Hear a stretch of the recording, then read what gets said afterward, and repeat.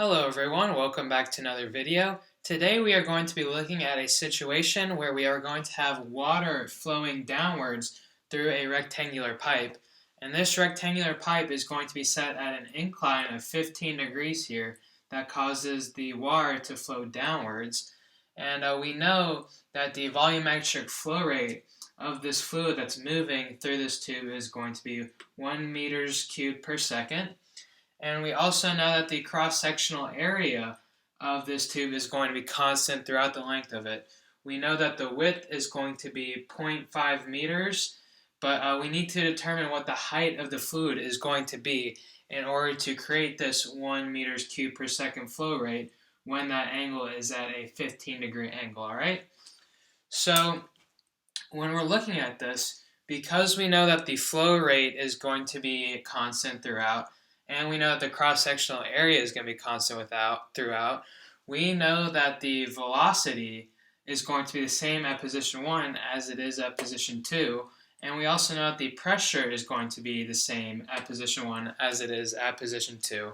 So when we look at our Bernoulli's equation down here, we can go ahead and cancel these out because we know P2 minus P1, that's going to be 0 since they're equal to each other. And again, v2 squared minus v1 squared is also going to be equal to 0 because the velocities are going to be the same value, all right? So we can go ahead and cross these out right here.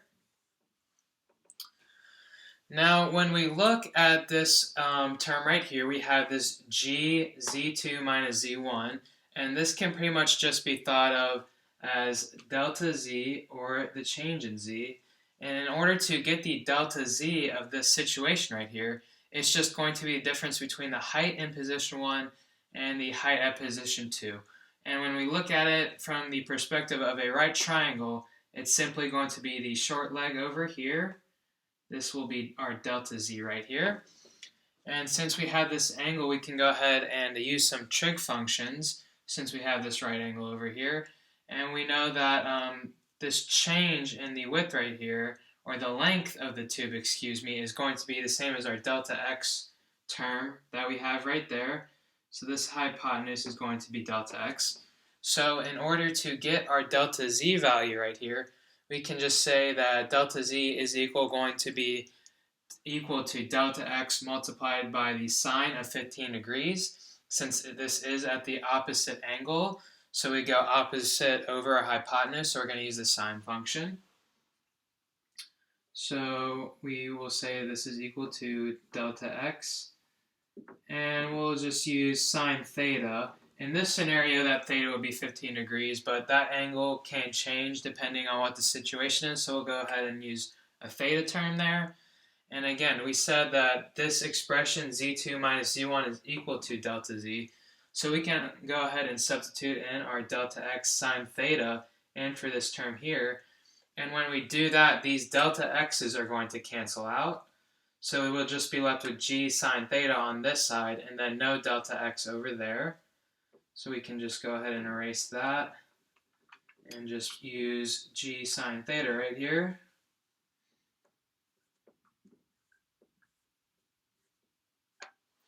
There we go. All right, so our next step is just going to be sort of rewrite this out. Make this look a little cleaner. Go ahead and erase this over here.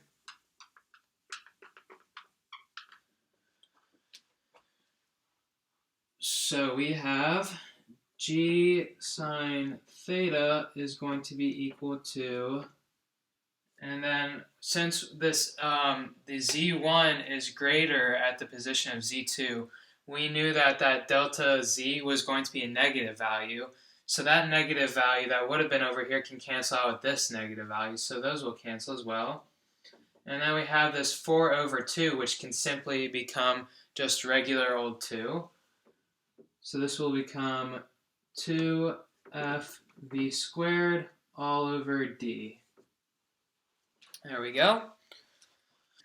Okay, so for our next step, we are going to be needing to bring in the shear stress of this tube over here. And in order to do that, it's going to be really complex in order to do that with this rectangular pipe right here. So what we are going to say is that the shear stress of a circular tube, a cylindrical tube, is going to be the same as in the situation of when the tube is a rectangle, all right?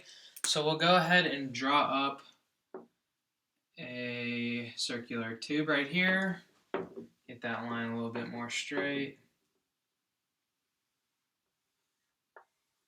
All right, and we are going to have water that's flowing down from the top and going downwards towards the bottom of the tube. All right, and in order to determine the shear stress of the situation, we're just going to do a simple force balance. All right, we are going to have the weight of the water pushing downwards, but then we're also going to have the stress pushing upwards from the pipe. All right, so our left side, which is just going to be the force, the gravitational force of the weight of the water pushing down, that is just going to be equal to mg. All right, since we don't know what the mass of the fluid is going to be, we can just go ahead and substitute that in for density times volume, since we know that mass is equal to density multiplied by the volume. All right, and then our density is just going to be rho. And then to get our volume, the volume of the cylinder is just going to be equal to the area of the circle down here multiplied by the height of the cylinder. So for that, we can just say that this is going to be equal to A delta X, all right? Delta X is going to be used to represent the height of this cylinder, and then area is going to be representing the circular area. So this is going to be equal to density multiplied by the area of the circle multiplied by delta X, the height over there. And then once again, we have to multiply this by gravity. So this is going to give us the force of the weight of the water pushing downwards.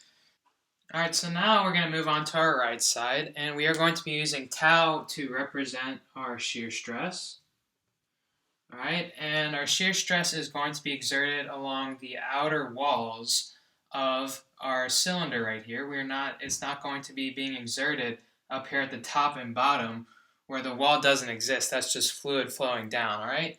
So in order to get the area through where this shear stress is being applied to, we are just simply going to multiply the wetted perimeter, which is pretty much just the perimeter of the circle down here, and we are going to multiply it by the height of that cylinder, okay? And when we do that, that is going to be equal to WP, which is our wetted perimeter, and then we multiply that again by delta X, the height of the cylinder. All right, so this is going to be our force balance right here. All right, and then as we can see, these delta X's are going to cancel. And then we'll go ahead and divide this area by both sides. So we will get rho g, density multiplied by acceleration due to gravity, is going to be equal to the shear stress. And then we will have a ratio of the wetted perimeter over the area right here. And in the example of this cylinder, we are simply going to be using diameter in order to come up with these, all right? So we know that the wetted perimeter, which is just the perimeter of the circle, right? That is going to be equal to pi times the diameter.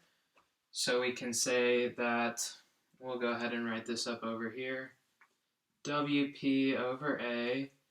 We know that WP, the wetted perimeter, the perimeter of the circle, is going to be equal to pi multiplied by the diameter. All right, and then the area would simply just be pi d squared over 4. Pi d squared over 4. All right, and since we have a denominator within a denominator, this 4 would go all the way up to the top.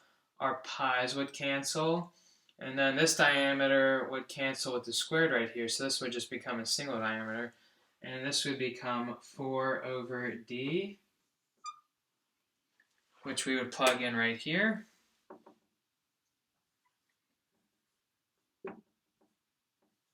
So that becomes 4 over d, like so. All right, so what we can do now is we can go ahead and divide this rho over or not rho, excuse me, the density over to both sides in order to get an expression for this acceleration due to gravity. So gravity is going to be equal to 4 multiplied by the shear stress all over the density multiplied by the diameter, right? So this is good right here. This is a term we can plug in for this acceleration due to gravity over here. We will later on be plugging in this right here for g. Alright, so now we can go ahead and plug this term in for g right here. So when we do that, we will get 4 times the shear stress over rho d multiplied by sine theta is going to be equal to 2fv squared over d, alright? And the next thing we are going to want to do is we are going to want to get this whole expression in terms of the shear stress by itself. So we will go ahead and divide over 4 sine theta and multiply over rho times the diameter. And when we do that, the diameters are going to cancel. Go ahead and erase this. So our shear stress is going to be equal to 2f v squared multiplied by the density, and then this is going to be all over 4 sine theta, like so. Alright, before we move on, let's make sure that we cancel out our 2 and 4 over here. That would just leave us with a 2 in the denominator right here. Just simplify things up a little bit. Alright, so now we are ready to move on. So this is our expression for the shear stress right here. And earlier we said that the shear stress within this circular cylindrical tube over here is going to be the same. We can use the same expressions to represent our rectangular pipe over here. So that's what we can go ahead and do now, alright? So earlier, I'll go ahead and write this down over here so we can clear up some space. This is important. We'll write this down because we'll be coming back to it later. So I'll just go ahead and write this out real quick. And then we'll erase it, clear up some space for us. Alrighty. So again, we said that the shear stress expression is going to be the same no matter if we're looking at this rectangular tube or our cylindrical tube over here. So we will go ahead and go back to that equation that we came up with a little bit earlier to come up with the shear stress expression, which was simply density multiplied by the acceleration due to gravity, and then that was equal to the shear stress, and then multiplied by the ratio of the wetted perimeter over the area, like so. And now we'll just simply look at this from the perspective of the rectangular tube, alright? So when we look at the wetted perimeter, this is just going to be the outer perimeter of our cross section right here. So we're going to have this W, and then we'll have 2 values of our H right here. So this wetted perimeter is simply going to be equal to W plus 2H. So WP over A. And then WP is going to be equal to W plus 2H again. And then for the area, the whole area, that is simply just going to be equal to W times H. Pretty simple. W times H. So this is what we can substitute in up here for this. Plus 2H. And then WH down here for our area.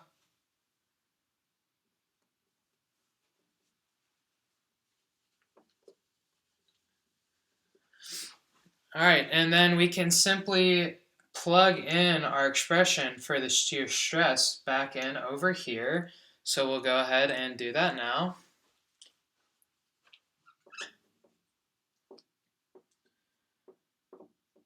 So the density of the fluid multiplied by the acceleration due to gravity is going to be equal to F(v) squared, and this F represents the fanning friction factor. Don't think I mentioned that yet. That's important to note. This is the fanning friction factor right here. Then this will be multiplied by the density all over 2 sine theta. And then this will be multiplied by W plus 2H over WH. Okay, so what we will do now is we will go ahead and cancel out our densities right here. Won't need that. Those will cancel each other out. So now we are left with this expression in terms of the acceleration due to gravity. All right, so we have our expression in terms of the acceleration due to gravity, and the only thing that we're not really going to know within this expression is the velocity, but luckily we are going to be given the volumetric flow rate right here, and we know that the volumetric flow rate is simply just going to be equal to the velocity of the fluid multiplied by the cross-sectional area of the fluid. And then earlier we said that the cross-sectional area of this rectangular tube is simply just going to be W times H. So we can plug in WH in for that. And then we can divide both sides by WH in order to get this expression in terms of velocity.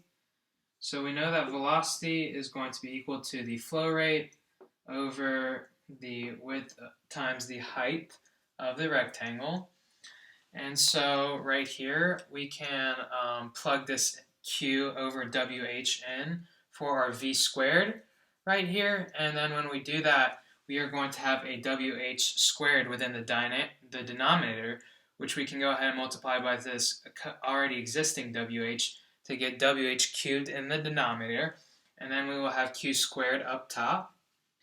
So when we do that, we will have G equals F Q squared, and then this is multiplied by W plus 2H all over 2 sine theta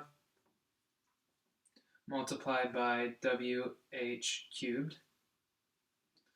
There we have it. This is going to be our expression for the acceleration due to gravity. This is what we are going to be plugging into our root solver right here in order to determine what this unknown value of h is going to be. This is our only unknown left. So it's going to be plugging in different numbers, different values of h until this is going to be equal to 0. And this fanning friction value is also important. This is going to be taking in the Reynolds number.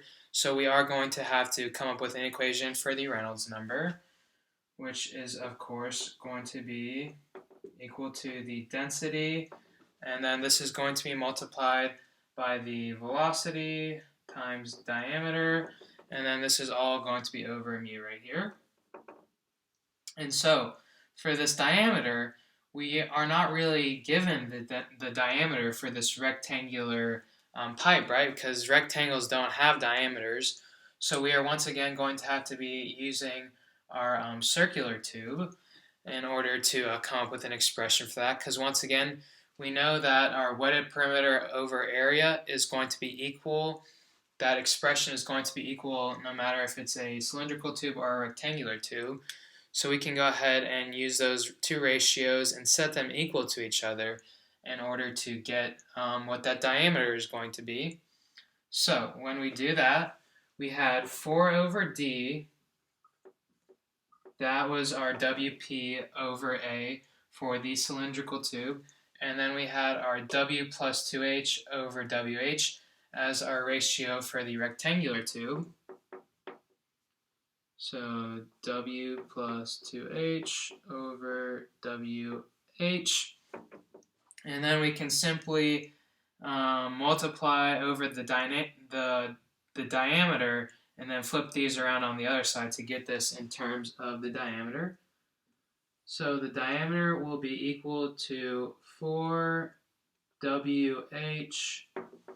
all over W plus 2H. That's what we will use for the diameter, which is what we will use to plug into the Reynolds number, which is going to give us our fanning friction factor over here. And yeah, that is pretty much how we are going to do it. we have everything we need to solve this problem. So now we'll go ahead and jump into Python and get to coding. Alright, so we are now over here in Python, and we will go ahead and get to solving for what our height of the fluid level within our rectangular pipe is going to be. And we are going to be doing that using NumPy and a root solver from scipy.optimize. And over here we have all of the constants that we used in our Churchill function down here, with the density of water and the viscosity of water and the acceleration due to gravity. And pretty much what this Churchill function did is that it took in the Reynolds number and then also the surface roughness, and it used those to return the Fanning friction factor. So we are going to need this. We came up with this function in an earlier video, which you can go ahead and check out if you are curious about how we came to create this function. And over here we have all of the constants with which we are going to use to solve for the height of the fluid level. We have the flow rate, which again we said was 1 meter cubed per second, and then the width of the pipe, which is going to be half a meter. And then we have our angle of incline right here, which we said was 15 degrees, and we will be converting that into radians. Alright, so now we'll go ahead and create our function down here. We will call it EQ. Alright, and EQ is going to be taking in an array of vectors x. Alright, and what we are going to be wanting to solve for is h. So h is going to be equal to the first value in that set of arrays, so x0. Alright, and then the next step we are going to make is we are going to be solving for the equivalent diameter for our rectangular pipe based on the circular pipe. So we'll go ahead and enter in our equation that we came up with from the board earlier for that. Alright, so this diameter was equal to 4 multiplied by the cross-sectional area over the wetted perimeter. So we have 4 multiplied by, I believe it was h times w. This should be a 4, not a $sign. Alright, and then this is going to be all over the wetted perimeter, which was 2 times h plus w. This is all going to be our value for the diameter right here. Next, we are going to have our value for the Reynolds number, which is going to be equal to rho multiplied by the velocity multiplied.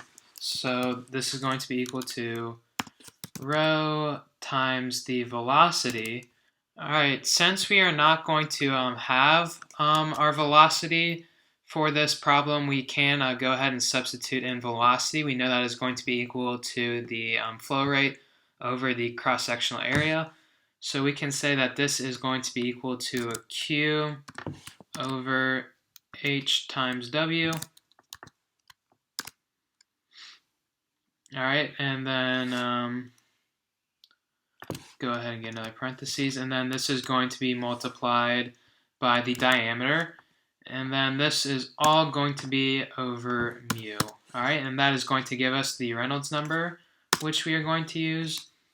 Now we can go ahead and use our equation over here, our Churchill function, that we can use to come up with the Fanning friction factor.